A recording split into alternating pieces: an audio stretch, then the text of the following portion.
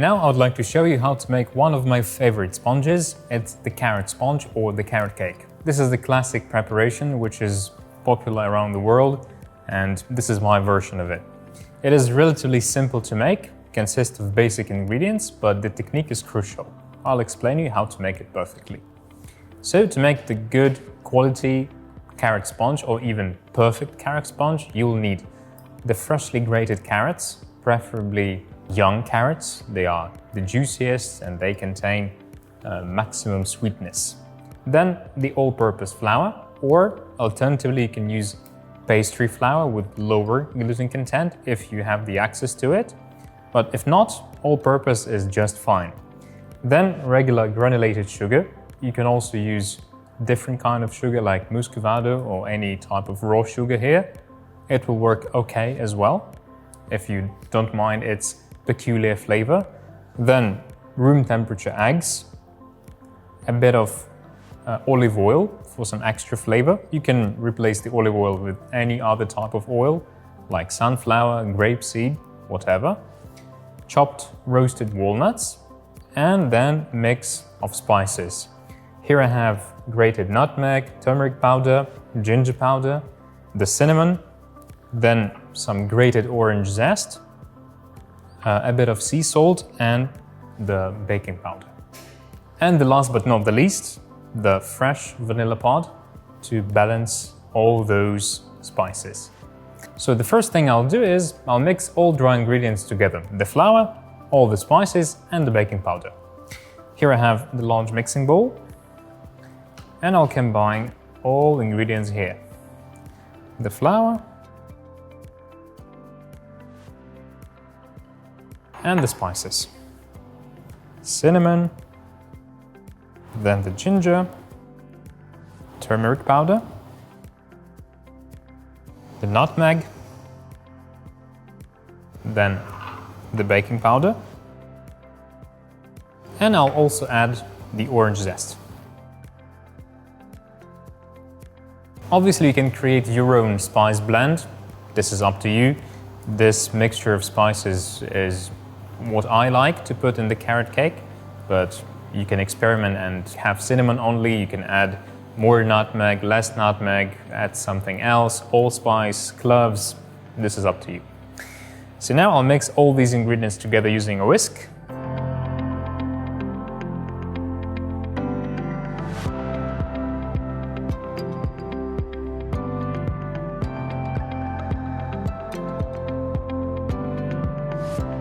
Okay, so I have the mixture of dry ingredients ready. I set it aside for now, and we'll proceed to the next step. Now I need to make the egg foam. I will combine the room temperature eggs, the sugar, and vanilla pod seeds in the bowl of a stand mixer, and we'll whip everything on high speed until increased in volume and until the mixture turns really thick, pale in color, and super voluminous. Let's start. So, first I put the eggs inside.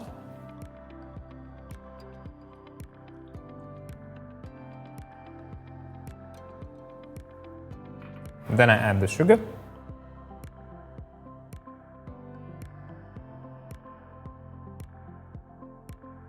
And now I'll scrape the seeds of the vanilla pod and we'll add them to the mixing bowl. So first I split the vanilla pod in half, like this.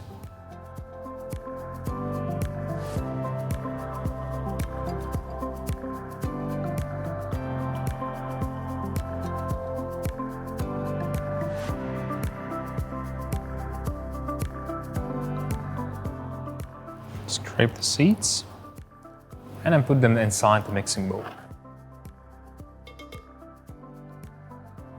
Now the final component, the salt. And I'll start whisking everything on high speed until super fluffy. I'll show you the way it has to look like.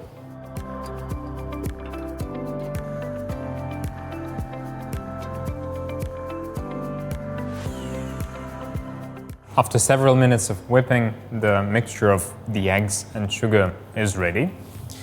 So it should look like this. As you can see, it has increased in volume. It turned pale in color, almost white, and it is much thicker than before. This is how I need it to be at this point. It is perfect. Now I can proceed to the next step. And the next step will be the addition of the oil. So here I have the olive oil. It is heated to 45 degrees Celsius. I'll start the mixture on medium speed and we'll be adding the oil gradually to the whipped egg mixture. If everything is done properly, the mixture will not deflate too much. We're going to have the good emulsion between the eggs, liquids, and the oil here. It will be something like a mayonnaise. So I'll be adding the oil in a slow and steady stream to the eggs during mixing. Basically, it will be like a mayonnaise.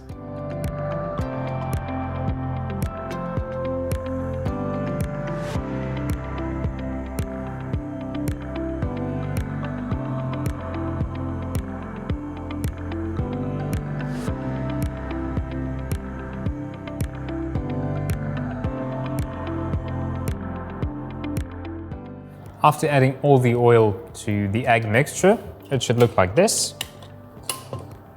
It should not change too much in volume. As you can see, it is still quite airy, and the mixture did not deflate too much. Good. It is still viscous, still beautiful. Nice. Now it is time to add the dry ingredients. I'll be adding them here gradually, and we'll be folding them gently with a whisk or a spatula. This is up to you. I prefer using a whisk here in this case because the mixture here is more on the liquid side than on the super airy side, so whisk will be a bit easier.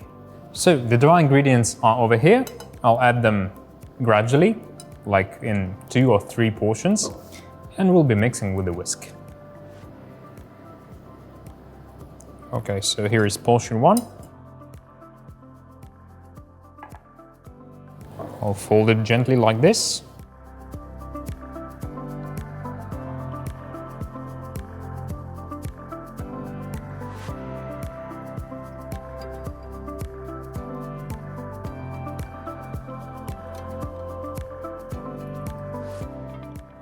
Then I add portion 2.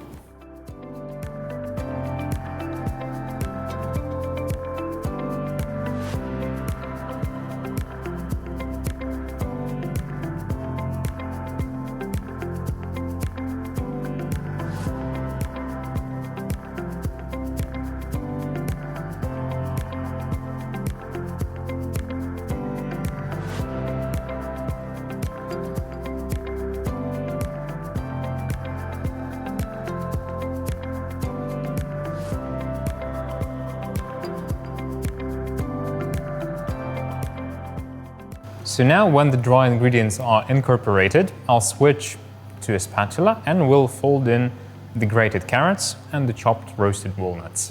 So carrots first.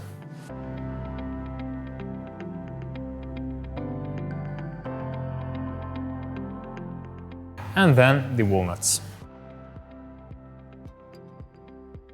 And now I'll gently combine everything using a spatula.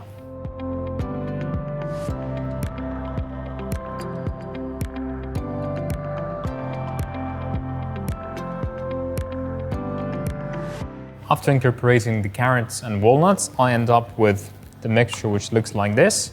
It liquefies a bit, but it is smooth. There are no lumps of flour. Obviously there are lots of carrot pieces and walnut pieces, but I can clearly see that flour has been properly mixed in, and there are no signs of broken texture. So now the batter can be deposited and baked. So now I'll divide the batter into 3 parts, around 550 grams each.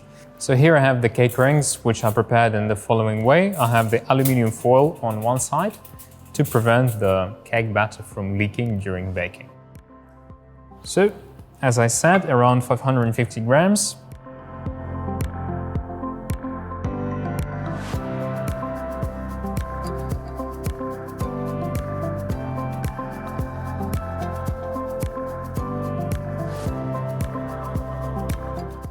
So now the sponges are ready to be baked.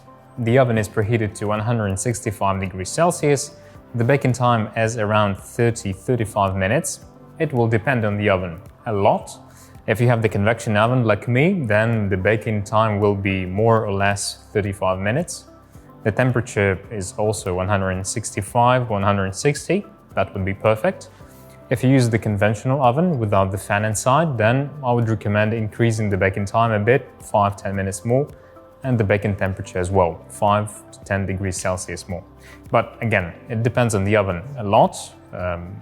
I recommend you checking the oven from time to time, whether the sponge is ready or not. I'll show you the way how to check it, so that you can compare the sponges that I bake here to the ones you bake at home and take them out at the right time.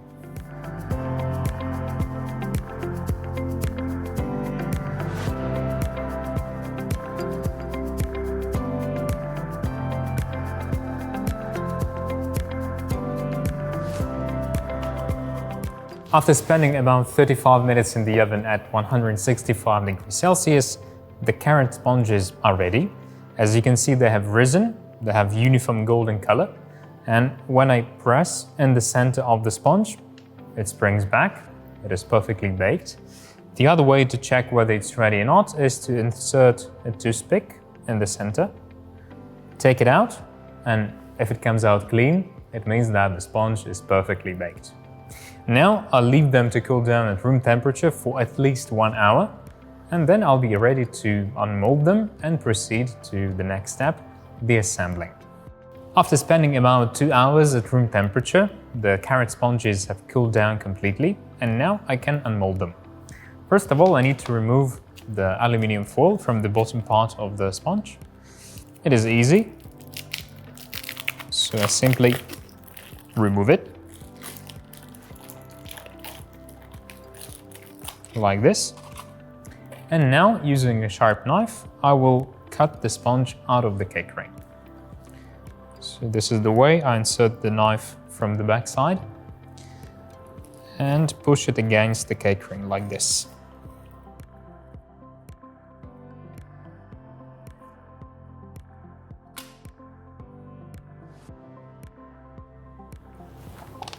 And this is it. Here's my carrot sponge.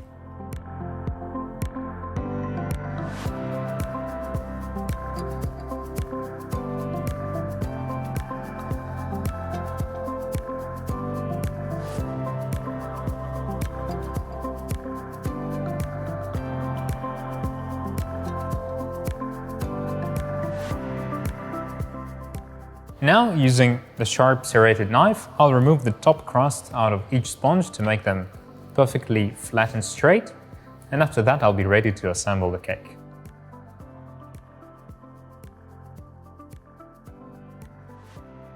Slowly, gently rotating the sponge from time to time,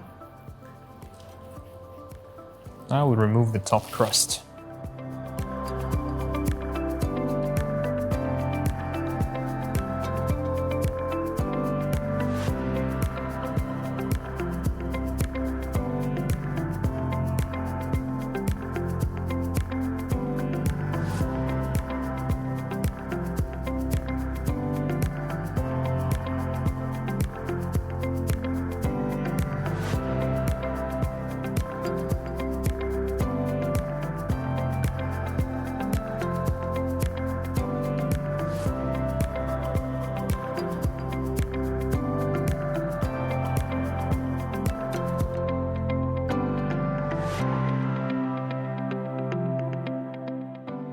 So this is the way the sponge looks inside. It has a beautiful color, lots of nuts, just the way I like it. Just take a look. Beautiful. So now I'll do the same with the rest and we'll proceed to assembling. If you're not ready to assemble the cake, the frosting is not ready or whatever the reason is, you can keep the cakes, the sponges like this, but they need to be wrapped in cling film, put in the airtight container, and you can keep them like this at room temperature for 3 days maximum. It is even better to keep the crust during these 3 days and then remove it the day you're going to assemble the cake. If you want to keep the sponges for later, you can also freeze them. They should also be wrapped in cling film, put in an airtight container, and like this, frozen, they can last for up to 1 month.